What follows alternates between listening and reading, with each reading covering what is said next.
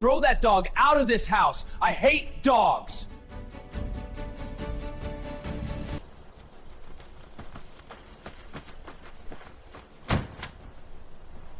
Throw that dog out of here.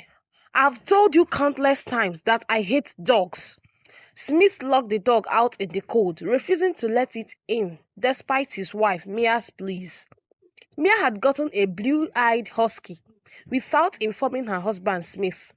She thought it would be a surprise, not knowing how deeply Smith hated dogs. Smith locked the dog outside, and Mia, crying and angry, joined the dog and stayed with it in the cold. The next morning, Smith left the house, and Mia snuck the dog back inside, hoping to talk to Smith later and convince him to accept the dog. It's okay, we're almost there. Don't be scared. She told the dog, Bob, to stay away from Smith until she returned and tried talking to him again. However, something came up at the office, and she ran out for work, leaving the dog alone at home. But Smith returned earlier than expected. He was down with a cold and fever after he had left work early. He hurried to the bedroom and tucked himself into bed.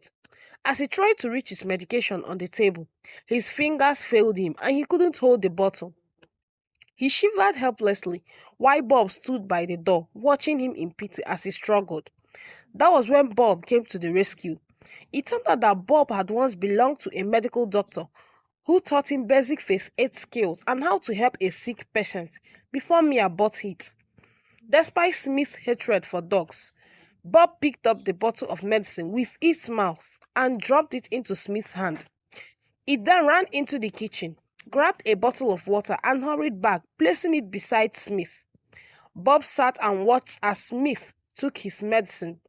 Smith was deeply touched by the dog's kind gestures. When he finished, Bob jumped onto the bed and gently pulled the bed sheet over him to keep him warm. As Smith slept, Bob sat beside him, keeping watch. When Mia came home that night, Smith said to her, "We are keeping the dog." He was grateful that Smith had helped him. He finally understood why dogs are called good companions.